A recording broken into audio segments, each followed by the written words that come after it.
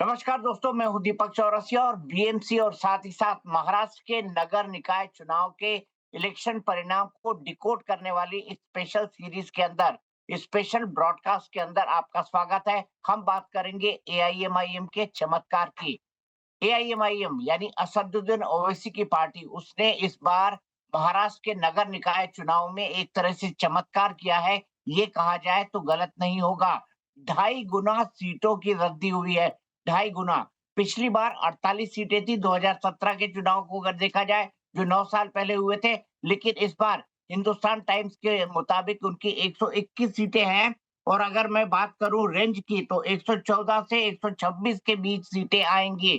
चूँकि अभी तक जो है कई सारे ऐसे म्युनिसिपैलिटीज़ हैं, जिसके परिणाम अभी तक ऑन स्क्रीन नहीं आए हैं, इसीलिए हम आपको एक रेंज दे रहे हैं 114 से 126। इसी रेंज के बीच में हम बात करेंगे, लेकिन ये वृद्धि 2.5 गुना की है। क्या सुनने को मिल रहा है एआईएमआईएम के बारे में मुंबई के अंदर, पूरे महाराष्ट्र के अंदर? इसी बारे में बात करने के लिए मेरे साथ मेरे सहयोगी मनीष जुड़ चुके हैं। मनीष, क्या सुनने को मिल रहा है एआईएमआईएम के बारे में? टीएमसी में 8 सीटें जीतना, 2 से 8 पर आ जाना और उसके बाद जो है 48 से 121 और जो रेंज है इसका 114 से 126 के बीच का रेंज है। तो क्या सुनने को मिल रहा है असदुद्दीन ओवैसी, उनकी पार्टी और उनके इस चमत्कार के बारे में? बिल्कुल दीपक जी, देखिए इस बार वाकई में जो एआईएम है उन्होंने एक तरीके से बहुत ही ज्यादा समीकरण जो है लोकल लेवल पर बदल दिए हैं। किसी को भी उम्मीद नहीं थी कि असदुद्दीन ओवैसी की पार्टी जो है वो राज ठाकरे की मनसे से भी ज्यादा सीटें मुंबई के बीएमसी में निकल के चली जाएगी। आपको बता दें दीपक जी की जो अभी ताजा जो डेटा आए हैं उसके मुताबिक 125 टोटल 125 वार्डों में जो है वो पार्टी जीत चुकी है एआईएम की। और साथ ही साथ जो तुलना आप बता रहे थे, निश्चित तौर पर ये 2.5 गुना ज्यादा बढ़ोतरी है। अब देखिए यहाँ पर अब ये बातें उठ रही हैं कि जब बीजेपी इतनी ज्यादा सीटों पर जीती है, एक नाथ शिंदे थाने में उनका गढ़ है, वहां से वो जीत के ही आए, तो फिर जो बाकी पार्टियां हैं क्या उनके वोटर्स जो हैं वो ओवैसी के साथ चले गए हैं? आखिर ऐसा कौन सा डायनामिक्स बदला है पिछले 6-7 सालों में जो अब एआईएम जो है इतनी बड़ी पार्टी बनती हुई दिखाई दे रही है? और अब दीपक जी मैं बता दूं कि जैसे छत्रपति संभाजी नगर है, सबसे ज्यादा सीटें 35 सीटें वहां से निकाली हैं।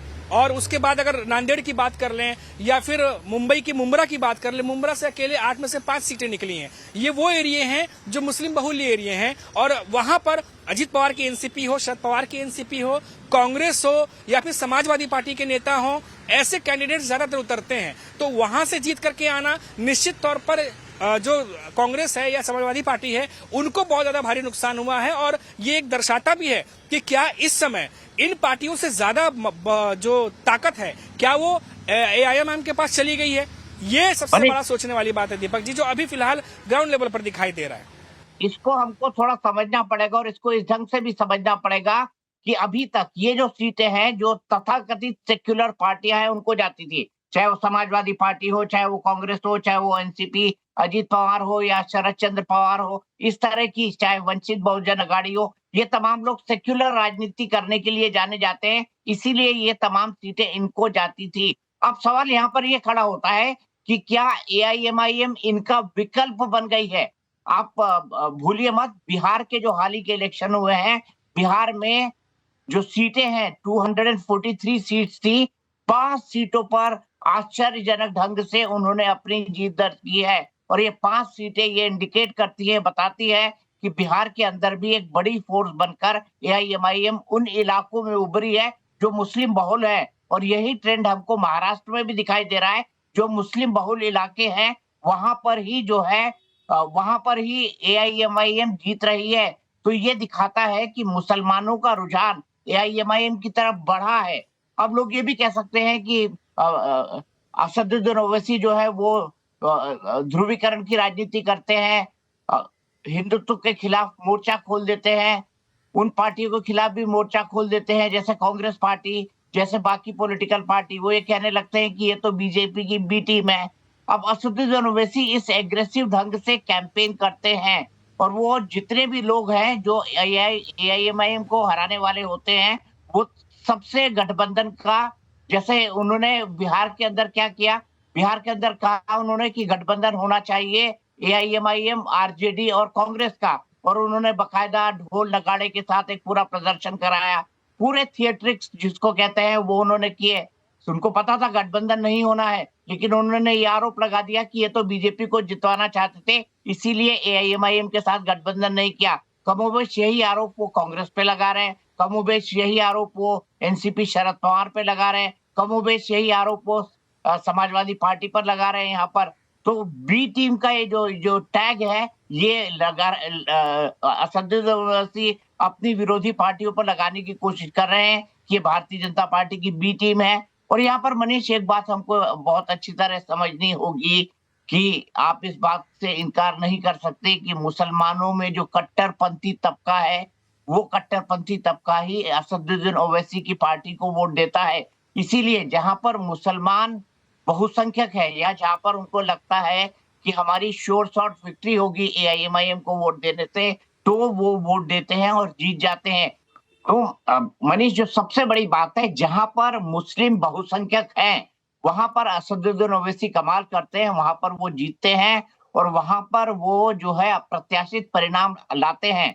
ऐसा ही तमाम उन सीटों पर हुआ है जो बीएमसी की 8 सीटें हैं, ऐसा उन तमाम सीटों पर हुआ है जो संभाजी नगर की सीटें हैं, जो मालेगांव की सीटें हैं, जो नांदेड़ की सीटें हैं, जो अमरावती की सीटें हैं, धुले की सीटें हैं, ठाणे, चंद्रपुर, नागपुर, सोलापुर में भी कुछ ऐसी सीटें हैं जहां पर उनको सफलता मिली है। लेकिन मेरे ख्याल से 99% वही सीटें होंगी जहां पर मुसलमान बहुसंख्यक है, यानी मुसलमानों को पक्का इस बात की श्योरिटी है कि अगर हम एआईएमआईएम को वोट देंगे तो एआईएमआईएम भी जीतेगा। लेकिन ये बात तय है कि एआईएमआईएम की लोकप्रियता मुसलमान समाज के एक तबके में बढ़ रही है और ये तमाम सेक्युलर पार्टी, चाहे वो कांग्रेस हो, चाहे वो समाजवादी पार्टी हो या इंडिया गठबंधन के बाकी धड़े हो, बाकी दल हो, चाहे आरजेडी हो, ये उनके लिए जो है बड़ी चिंता वाली बात है मनीष।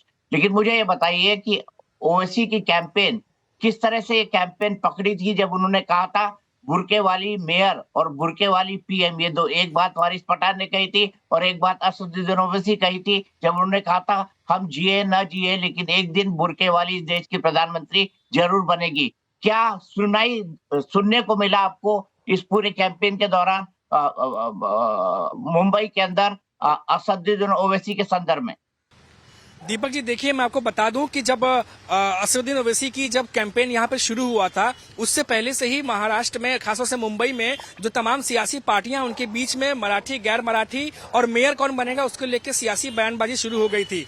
इस चलती हुई ट्रेन में एक तरह से कह सकते हैं कि जब ओवैसी आए, कैंपेन उन्होंने शुरू किया तो इसी मुद्दे को ज्यादातर भुनाया और वो जहां भी गए उस कैंपेन में उन्होंने इस बात का ज्यादा जिक्र किया कि देखिए, क्योंकि बीएमसी के वार्ड वाइज चुनाव थे, लोग गटर मीटर वाटर पे लड़ रहे थे, लोकल मुद्दों पर लड़ रहे थे, लेकिन असदुद्दीन ओवैसी जो है उन्होंने नेशनल लेवल पर जिस तरीके की सियासी बयानबाजी होती है उसको लेकर के तमाम कैंपेन किया, जिसका एक उदाहरण है कि उन्होंने बोला कि एक बुर्के वाला या बुर्के वाली जो है वो पीएम क्यों नहीं बन सकती, और अगर राष्ट्रपति बन सकते तो पीएम बनने में क्या हर्ज है। तो ये बातें उस समय हुई और लोगों के बीच जितने भी मुस्लिम बहुल एरिया है वहां पर कैंपेन की, या उनके जो तमाम नेता थे उन्होंने भी इसी बात को लेकर के कैंपेनिंग की। अब देखिए, जब सीटें आई हैं उसके बाद वारिस पठान जो है राष्ट्रीय प्रवक्ता, वो ये कह देते हैं कि पहले जिनको लोग चुन रहे थे वो काम नहीं कर रहे थे, इसलिए बदलाव की वजह से लोगों ने उन्हें वोट दिया है। लेकिन आप देखिए कैंपेनिंग किस तरीके से हुई है। कैंपेनिंग में लोकल मुद्दों को लेकर के उतनी ज्यादा बयानबाजी नहीं हुई, सिर्फ बयानबाजी हुई तो मेयर एक मुस्लिम क्यों नहीं बन सकता। वारिस पठान भी कई बार इस बात को कह चुके हैं। तो ये बातें पहुंचाने की कोशिश की गई और शायद ये काम भी कर गया। दीपक जी, आप देखिए कि जितने भी मुस्लिम बहुल एरिया है वहां से उनके कैंडिडेट जीत करके आए हैं। अब यहाँ पर जितनी भी पार्टियां हैं, क्योंकि वो जो वोटर्स थे वो बीजेपी के वोटर्स नहीं थे, क्योंकि वहां से बीजेपी कैंडिडेट जीतते नहीं थे, वहां समाजवादी के पार्टी के नेता जीतते थे, कांग्रेस के नेता जीतते थे, या शरद पवार की जब एनसीपी अविभाजित थी उस समय वो जीता करते थे। तो अब ये जो तमाम पार्टियां, इनको सीधा डैमेज जो है वो असदुद्दीन ओवैसी की पार्टी ने किया है। तो ये अपने आप में एक नया सियासी समीकरण है। अब जो जानकार हैं वो भी ये कह रहे हैं कि जो यहाँ की सियासी पार्टियां हैं उनके लिए असदुद्दीन ओवैसी आने वाले समय में जिस तरह से पकड़ मजबूत करते जा रहे हैं, उनके लिए वो बड़ा खतरा हो सकते हैं। और हमने कल देखा भी कि एक नाथ शिंदे डिप्टी सीएम, उन्होंने भी इन तमाम चीजों को देखा और शायद कल उन्होंने बयान भी दिया है कि जो ये पार्टियां हैं अश्विनी ओवैसी की आने वाले समय में खतरा हो सकती हैं। अब वो सियासी खतरा है, क्या खतरा है, वो किस संदर्भ में उन्होंने बोला, लेकिन अब तमाम पार्टियों को ये अंदाजा लग गया है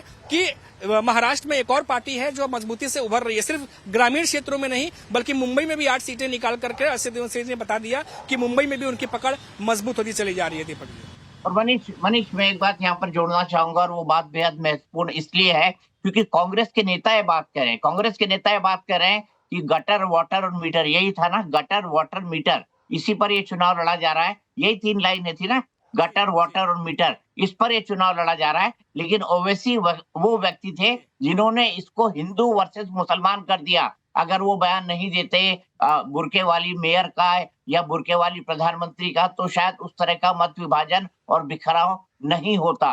तो ये भी देखना बेहद महत्वपूर्ण है कि क्या ओवैसी ने ये बिखराव किया है और कांग्रेस को आरोप लगाने का मौका मिल गया है। और कांग्रेस ये कह रही है, देखिए आपने यानी असदुद्दीन ओवैसी ने बीजेपी की बी टीम बन के काम किया है। तो मनीष, लंबी बातचीत होती जा रही है, हमको इस बातचीत को थोड़ा छोटा रखना था ताकि क्रिस्प ढंग से हम लोगों को समझा सके। समझाने के भी बहुत सारे पॉइंट बचे हुए हैं। कौन कौन सी सीटें हैं, कौन कौन सी जगह हैं। 2017 में जिसको 48 सीटें मिली थी, वो आकर अब 125 पर सिमट गई है। मैं कर दूं, आपने नया जो अपडेटेड आंकड़ा दे दिया है 125 वार्ड्स का। 125 वार्ड अब जो एआईएमआईएम जो है वो जीत चुकी है, और एआईएमआईएम के 125 वार्ड जो है पिछले बार के 2.5 गुना है। ये एआईएमआईएम की बढ़ती हुई ताकत दिखाता है, ओवैसी की बढ़ती हुई स्वीकार्यता दिखाता है, और ये आने वाले समय में तमाम सेक्युलर पार्टी जो बीजेपी विरोध की राजनीति करती है उनके लिए एक खतरे की घंटी है।